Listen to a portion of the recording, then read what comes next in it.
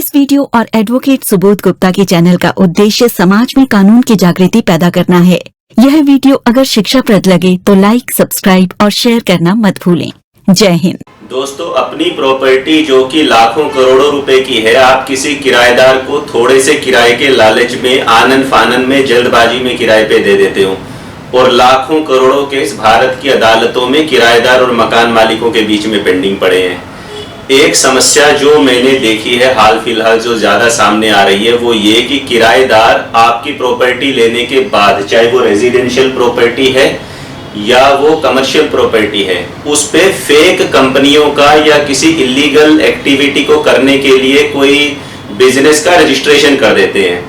कोई ऐसा रजिस्ट्रेशन कर देते हैं, जीएसटी रजिस्ट्रेशन या किसी पोंजी स्कीम या नेटवर्क मार्केटिंग या कोई टेली मार्केटिंग या इस प्रकार की गतिविधियां। वो जो किराएदार होते हैं वो आपका किराया तो टाइम पे देते हैं, लेकिन उनका जो उद्देश्य होता है वो खाली किराया टाइम पे देना तो उनके लिए छोटी सी बात है। आप तो सिर्फ इस चीज से खुश हो, भाई मेरा किराया टाइम पे आ गया, परंतु उसने बैंक लोन अप्लाई कर दिया, बिजनेस लोन अप्लाई कर दिया, अपनी 4 कंपनियों के रजिस्ट्रेशन वहां पे कर दिए, लैंडलाइन नंबर वहां पे ले लिया और जो वो अपनी बिजनेस एक्टिविटी वहां कर रहा है फ्रॉडुलेंट, लोगों को चीट करने के लिए, चाहे वो साइबर क्राइम से रिलेटेड है या किसी भी अन्य तरह की अनलॉफुल एक्टिविटी से रिलेटेड है, तो उसका जो खामियाजा है वो देर सवेर आपको भुगतना पड़ेगा।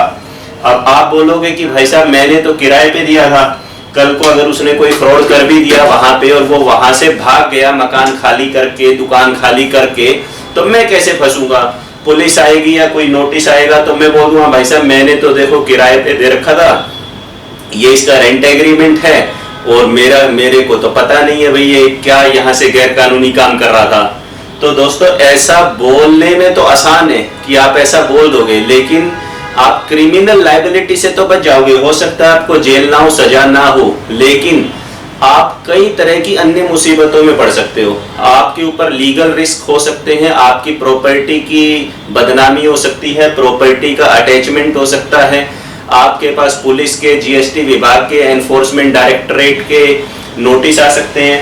और अगर कोई सीरियस ही अपराध वहां पे हो गया और पुलिस ने कोई एफआईआर दर्ज कर ली तो वो प्रॉपर्टी एज एन एविडेंस, सबूत के तौर पे कि वहां क्या था क्या नहीं था, या किसी भी अन्य जांच के लिए, इन्वेस्टिगेशन के लिए सील भी हो सकती है। तो हमेशा ये ध्यान रखें कि जब आप किराए पे दे रहे हो किसी को अपना मकान, या भले ही वो कमर्शियल प्रॉपर्टी भी क्यों ना दे रहे हो, एक तो रेंट एग्रीमेंट में स्ट्रॉन्ग क्लॉजेज लिखें कि भाई कमर्शियल प्रयोग नहीं करना है। हम आमतौर पर लिखते हैं कि भाई रेजिडेंशियल प्रॉपर्टी है और इसका कमर्शियल यूज नहीं करना, लेकिन खाली इतना लिखने से बात नहीं बनती। उससे एक सेपरेट एफिडेविट भी लें आप कि भाई मैं किसी भी तरह का रजिस्ट्रेशन यहाँ पे नहीं करूंगा, किसी कंपनी का कोई अनलॉफुल कार्य नहीं करूंगा, और उसका बैकग्राउंड भी चेक करने की कोशिश करें। आमतौर पे हम समझते हैं कि पुलिस वेरिफिकेशन करा ली, बात खत्म हो गई, परंतु खाली पुलिस वेरिफिकेशन करा देने से समस्या का हल नहीं होता। पुलिस वेरिफिकेशन तो सिर्फ इसलिए होती है कल को कोई अपराध हो गया तो पुलिस उसको ट्रैक कर सके कि ये व्यक्ति पहले कहाँ रहता था, पहले कहाँ काम करता था, परंतु वो अपने आप में कोई कैरेक्टर सर्टिफिकेट नहीं है। तो आप देखें कि भाई वो पहले कहाँ रहता था, उस लैंडलॉर्ड से बात करके देखें अगर पॉसिबल है तो, उसका सोशल मीडिया अकाउंट देखें, वहां लोगों से लड़ झगड़ तो नहीं रहा है वो, या कोई और जानकारी किसी रेफरेंस के थ्रू आ रहा है तो पता करें भाई कैसा व्यक्ति है।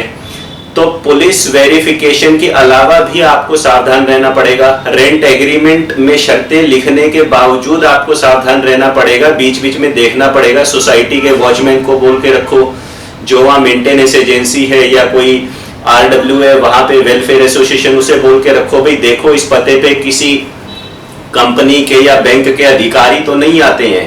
अब अगर बैंक वाले वहां रिकवरी करने आ रहे हैं या किसी अन्य प्रकार के लोग आ रहे हैं तो आप एक क्लोज वॉच रखो। ऐसा नहीं है कि आपने दे दिया, आपको किराया हर महीने की 5 तारीख को आ रहा है, लड़की ब्याह दी, लड़की की शादी कर दी, तो फिर जिस तरह लड़की की शादी करने से काम आपका खत्म नहीं हो जाता है। एज ए माता पिता जीवन भर उसको सस्टेन करना पड़ता है, देखना पड़ता है कि भाई सुरक्षित है या नहीं है, सही है या नहीं है। इसी तरह प्रॉपर्टी भी है, आपने उस किराएदार से ब्याह दी, उसको दे दी, उसको सौंप दी, वो किराया टाइम पे दे रहा है, तो यहाँ से मैटर खत्म नहीं हो जाता। तो आपके सामने क्या क्या रिस्क हो सकते हैं? आपके सामने रिस्क ये हो सकते हैं, कल को कोई ईडी का, एनफोर्समेंट डायरेक्टरेट का आपके पास नोटिस आ सकता है कि आप आइए और इन्वेस्टिगेशन ज्वाइन करिए, यहाँ पे ये फ्रॉड चलता था। अब आप बोलोगे मैंने तो कोई फ्रॉड किया नहीं। अरे किया हो या नहीं किया हो बात की बात है, ईडी का नोटिस आ गया तो जाना पड़ेगा और अपनी जो इनोसेंस है उसको सिद्ध करना पड़ेगा कि मैं इसमें निर्दोष हूं, मेरा इसमें कोई लेना देना नहीं है। ईडी जांच करेगी कि वहां से जो मुनाफाखोरी, प्रॉफिट मेकिंग होती थी पब्लिक के साथ धोखाधड़ी करके, क्या उसमें आप भी डायरेक्टली या इनडायरेक्टली इन्वॉल्व तो नहीं है। अगर कोई फेक इनवॉइसेस क्रिएट होते थे या वहां पे किसी तरह का गलत धंधा होता था या कोई भी ऐसा काम, समझ गए ना मैं क्या कहना चाह रहा हूं, तो आप ये कहने के लिए कह सकते हो एक बार के लिए कि भाई साहब मुझे क्या पता, लेकिन आपको थाने के चक्कर काटने पड़ सकते हैं, ईडी के ऑफिस के चक्कर काटने पड़ सकते हैं, जो जीएसटी विभाग या अन्य किसी भी एजेंसी से नोटिस आएंगे उसका रिप्लाई करना पड़ सकता है, वकील हायर करना पड़ सकता है, अपनी बेगुनाही को सिद्ध करना पड़ सकता है। और गवर्नमेंट रिकॉर्ड में या बैंकों के रिकॉर्ड में अगर आपकी प्रॉपर्टी के अगेंस्ट ये चढ़ गया कि भाई इस प्रॉपर्टी पे फ्रॉड होते हैं, तो ये हाई रिस्क प्रॉपर्टी के तौर पे उनके रिकॉर्ड में फ्लैग हो जाएगा। उसके बाद आपकी जो प्रॉपर्टी को आप बेचेंगे या मॉर्गेज करेंगे या उस पर लोन लेना चाहेंगे तो उसमें भी आपको दिक्कत आ सकती है और आपकी प्रॉपर्टी की रेपुटेशन भी खराब हो सकती है और आपको भी हैसल्स हो सकती है। तो हमेशा किराएदार को सोच समझ के ही प्रॉपर्टी किराए पे दें। सिर्फ इस बात से समस्या का हल नहीं हो जाता कि भाई मेरा तो किराया टाइम पे आ रहा है, मैंने आधार की कॉपी और इसका रजिस्ट्रेशन जीएसटी का ले लिया था और पुलिस वेरिफिकेशन करा दी थी, जनाब मैं तो बेकसूर आदमी हूँ। तो आप बेकसूर हो गए, लेकिन आपके बेकसूर होने से बाकी सारी ये जो एजेंसियां हैं ये आपको आराम से इस तरह से चाय पिला के घर नहीं भेज देंगी, आपको बहुत दिक्कतों का सामना करना पड़ सकता है। यह वीडियो ना तो कोई विज्ञापन है और ना ही प्रत्यक्ष या अप्रत्यक्ष रूप से कोई आमंत्रण। वीडियो में कही गई बात कानूनी सलाह नहीं है और न ही एडवोकेट सुबोध गुप्ता इसकी पूर्ण सत्यता और प्रामाणिकता का दावा करते हैं। यह वीडियो अगर शिक्षाप्रद लगे तो लाइक, सब्सक्राइब और शेयर करना मत भूलें। जय हिंद।